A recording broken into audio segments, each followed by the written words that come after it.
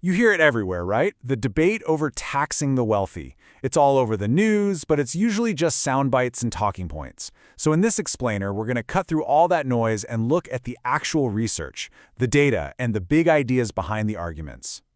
And really, the whole fiery conversation boils down to this one central question. Is asking the wealthy to contribute more just about everyone paying their fair share for the society we all live in? Or does it cross a line? Does it become a penalty for being successful, for innovating, for achieving the very things we say we admire? This isn't just a disagreement over tax brackets. It's a clash between two completely different ways of seeing the world. On one hand, the pro-tax view really focuses on things like fairness, the health of our democracy, and our collective well-being. On the other hand, the anti-tax view champions individual freedom, personal responsibility, and the power of the free market. These are the fundamental beliefs that drive every single argument. Okay, so let's dive into our first big theme, the link between money and power. Because a central part of this debate argues that this isn't just about raising money for roads and schools. It's about something much more fundamental. It's about who's actually in control. And to get to the bottom of that, you've got to look at this really landmark study by political scientists Martin Gilens and Benjamin Page. They did this massive analysis. They looked at almost 1,800 different policy decisions over 20 years, all to answer one simple question. When it comes down to it, whose opinion actually shapes the law in America? And what they found, well, it was pretty shocking.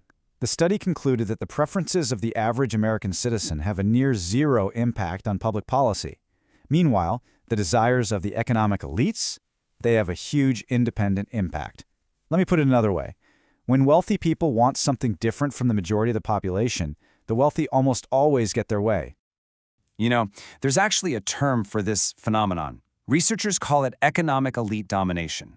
It basically describes a system where huge amounts of wealth can be translated directly into political power, creating a government that ends up being way more responsive to its biggest donors than to its actual voters. And this creates this feedback loop that just keeps going. It works like this. First, wealth gets more and more concentrated at the very top. Then, a portion of that wealth is invested to influence politics. Think lobbying, campaign donations, you name it. That influence then helps pass policies, like, say, tax cuts, that benefit the wealthy, which causes even more wealth to concentrate at the top. And the whole cycle starts over, but with even more money and power. Proponents of higher taxes see them as a kind of circuit breaker to interrupt this cycle.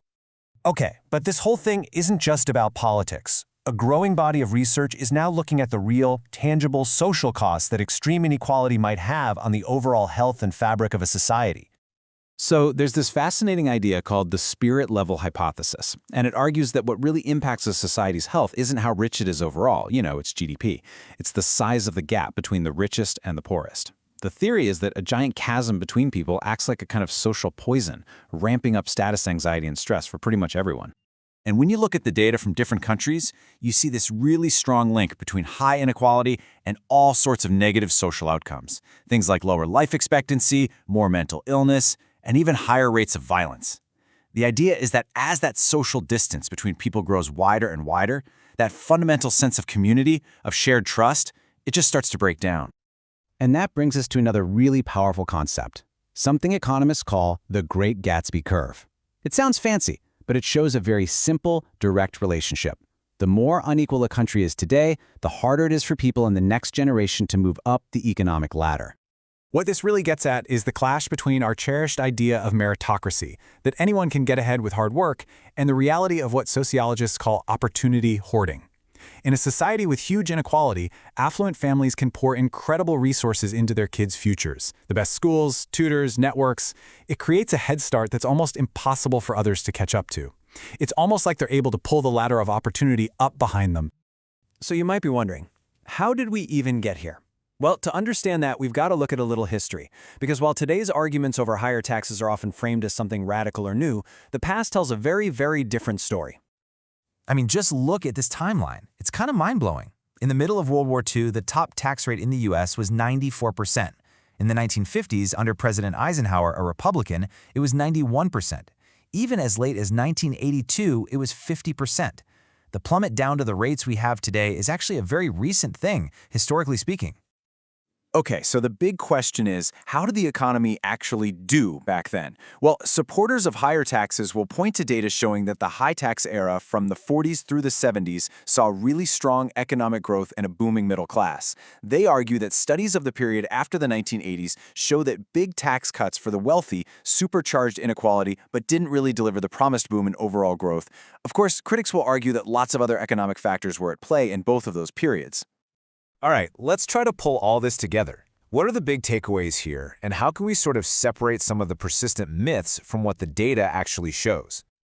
So here's one of the biggest arguments you always hear against raising taxes on the wealthy: the threat of capital flight. The idea is simple, right? Millionaires and billionaires would just pack up their bags, move somewhere with lower taxes, and take all their money and investments with them. But does that fear actually hold up when you look at the numbers? Well, according to sociologist Christobal Young, who has studied this for years, it's mostly a myth. His research, looking at millions of tax returns, found that only a tiny sliver of millionaires, about 2.4%, move to a different state in any given year. And for the very few who do move, taxes are almost never the main driver. They move for the same reasons we all do: a new job, to be closer to family, or just for a change of weather. So what this really suggests is that maybe the biggest roadblocks to changing tax policy aren't actually economic.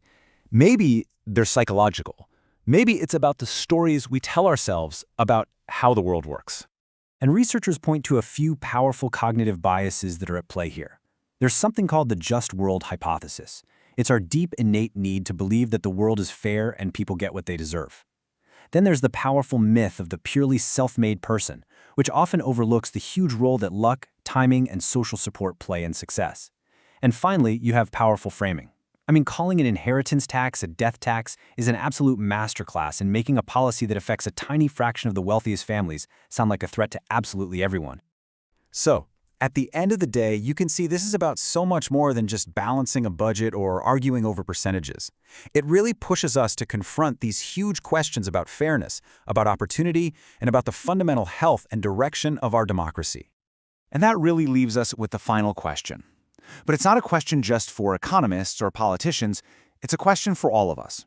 What kind of society do we actually want to live in? Is it one defined by extreme concentrations of wealth and power, or is it one that really prioritizes broad prosperity and a genuine equality of opportunity for everyone? Thanks for joining this explainer.